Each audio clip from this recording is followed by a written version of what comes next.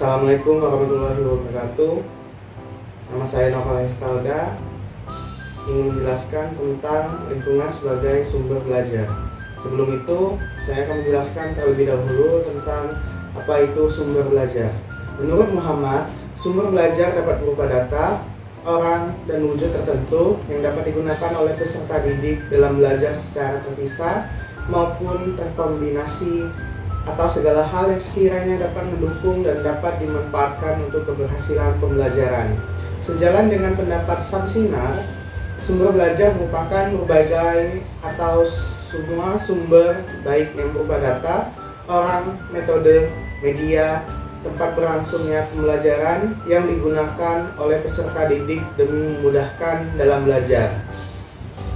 Dari kedua pendapat tersebut, dapat disimpulkan bahwa sumber belajar mencakup segala hal yang dapat digunakan untuk mendukung proses pembelajaran. Sumber belajar tidak hanya terbatas pada data, media, dan metode saja, tetapi juga meliputi orang, tempat, serta berbagai wujud atau objek yang membantu peserta didik dalam memahami materi, baik secara individu maupun dalam kombinasi. Semua elemen ini berperan penting dalam memperlancar dan meningkatkan keberhasilan proses pembelajaran. Nah, di dalam materi sumber belajar terdapat banyak jenis-jenis sumber belajar yang bisa kita jadikan sebagai sumber pembelajaran. Nah, di sini satu yaitu sekolah sebagai sumber belajar. Pemanfaatan sekolah sebagai sumber belajar merupakan pendekatan yang penting dalam pendidikan, karena dapat meningkatkan motivasi dan efektivitas pembelajaran siswa. Dalam konteks ini, lingkungan sekolah tidak hanya berfungsi sebagai tempat belajar saja, tetapi juga sebagai sumber daya yang kaya untuk pengalaman belajar yang nyata. Di sekolah sebagai sumber belajar memiliki manfaat, yaitu satu, pengalaman nyata. Lingkungan sekolah menyediakan pengalaman langsung yang membuat pembelajaran lebih bermakna dan menarik bagi siswa. Yang kedua, peningkatan motivasi. Pembelajaran lebih melibatkan lingkungan sekitar dapat meningkatkan motivasi siswa untuk belajar, karena mereka merasa lebih terhubung dengan materi yang diajarkan. Yang ketiga, pengembangan keterampilan. Siswa dapat mengembangkan keterampilan observasi dan analisis dengan hanya memanfaatkan sumber-sumber di sekitar mereka, seperti tanaman, hewan, dan interaksi sosial. Dan yang keempat, pembelajaran aktif. Dengan memanfaatkan lingkungan sekitar sebagai sumber belajar, siswa didorong untuk menjadi lebih aktif dalam proses pembelajaran, sehingga mereka lebih mudah menerima materi yang diajarkan. Seperti contoh dalam konteks kurikulum merdeka, sekolah dapat dimanfaatkan sebagai sumber belajar yang efektif untuk materi pelajaran ilmu pengetahuan sosial dan pendidikan kewarganegaraan. Seperti kegiatannya yaitu melakukan observasi langsung di lingkungan sekolah atau komunitas untuk mempelajari keanekaragaman flora dan fauna, dengan tujuan meningkatkan kesadaran siswa tentang pentingnya melestarikan lingkungan serta memahami interaksi antara manusia dan alam. Yang kedua, yaitu guru sebagai sumber belajar. Menurut Siddiq, guru merupakan sumber belajar yang utama, yaitu dengan segala kemampuan, wawasan keilmuan, keterampilan dan pengetahuan yang luas, maka segala informasi pembelajaran dapat diperoleh dari guru tersebut. Menurut Yastiani, peran guru sebagai sebuah sumber belajar akan sangat berkaitan dengan kemampuan guru untuk menguasai materi pelajaran yang ada, sehingga saat siswa bertanya sesuatu hal, guru dapat dengan sigap dan tanggap menjawab pertanyaan murid dengan menggunakan bahasa yang lebih mudah dimengerti. Dari dua pendapat yang tersebut, kita bisa simpulkan bahwasannya guru merupakan sumber belajar utama yang memiliki peran penting dalam proses pembelajaran. Peran ini tergantung pada kemampuan guru untuk menguasai materi, memiliki wawasan yang luas, serta keterampilan dalam menyampaikan informasi dengan cara yang mudah dipahami oleh siswa.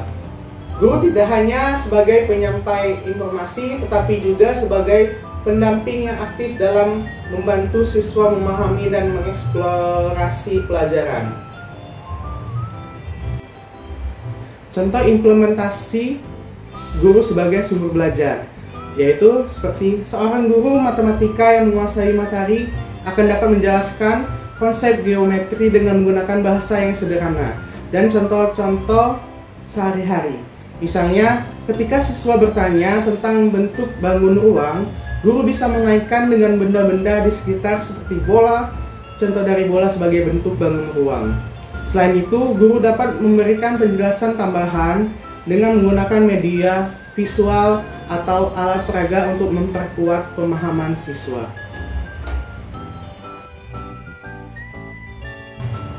Yang ketiga, teman sebagai sumber belajar. Pemanfaatan teman sejawat sebagai sumber belajar merupakan strategi yang sangat efektif dalam meningkatkan kualitas pendidikan. Kolaborasi antar guru tidak hanya membantu berbagai pengetahuan dan metode pengajaran, tetapi juga memungkinkan pertukaran pengalaman yang beragam, sehingga dapat memperkaya proses belajar mengajar. Melalui diskusi, berbagi praktik terbaik, serta saling memberikan umpan balik, guru dapat meningkatkan keterampilan pedagogis mereka dan mendapatkan dukungan yang diperlukan untuk menghadapi tantangan di kelas. Dalam konteks ini, kerjasama dengan rekan sejawat berperan penting dalam menciptakan lingkungan belajar yang dinamis dan inovatif, di mana guru dapat terus berkembang secara profesional dan pada akhirnya memberikan dampak positif bagi siswa. Guru membagi kelas menjadi 2 kelompok. Nah, ini adalah sebagai contoh teman sebagai sumber belajar.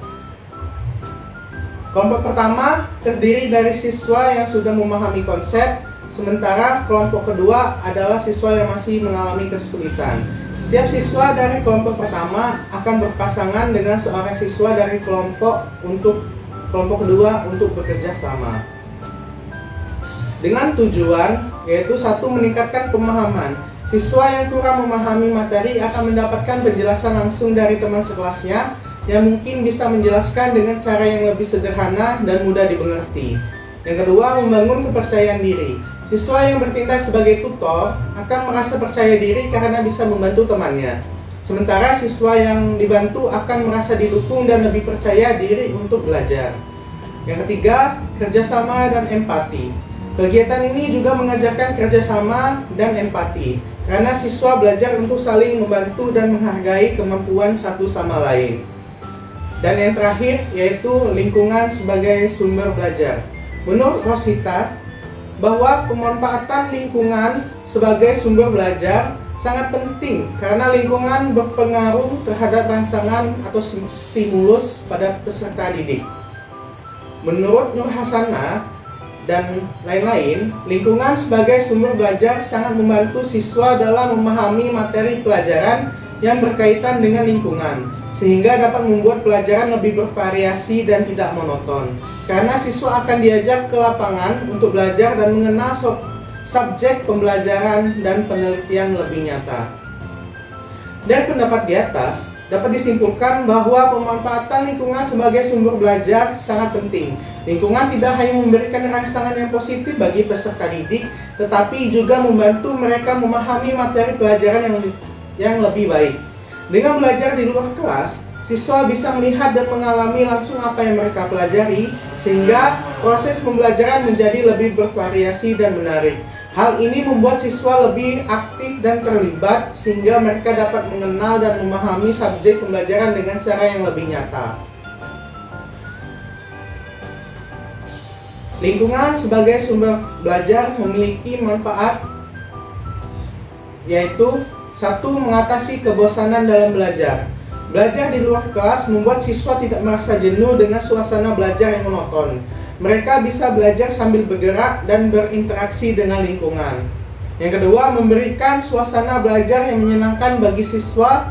Lingkungan yang berbeda seperti taman, kebun, atau tempat wisata membuat siswa merasa lebih tenang dan bersemangat saat belajar. Suasana yang menyenangkan ini dapat meningkatkan minat belajar mereka. Yang ketiga, siswa dapat belajar mandiri. Dengan belajar di lingkungan yang berbeda, siswa didorong untuk mengeksplorasi dan menemukan informasi sendiri, sehingga mereka dapat mengembangkan keterampilan belajar mandiri. Yang keempat, kesempatan untuk menerapkan teori. Siswa dapat langsung melihat dan menerapkan teori yang mereka pelajari di kelas. Misalnya saat belajar tentang tanaman, mereka bisa mengamati dan mengidentifikasi berbagai jenis tanaman di kebun. Yang kelima, memperluas berpikir siswa. Lingkungan yang beragam memberikan siswa banyak pengalaman baru. Hal ini membantu mereka berpikir lebih luas dan mengaitkan pelajaran dengan kehidupan sehari-hari. Dan yang terakhir adalah meningkatkan prestasi belajar. Dengan cara belajar yang lebih efektif dan menarik, siswa cenderung lebih memahami materi pelajaran. Ini dapat berujung pada peningkatan prestasi belajar mereka secara keseluruhan. Dan itu tadi adalah materi yang saya sampaikan tentang lingkungan sebagai sumber belajar. Jika ada kata yang salah, saya mohon maaf. Pada Allah saya mohon ampun. Wabillahi taufiq wal hidayah. Wassalamualaikum warahmatullahi wabarakatuh.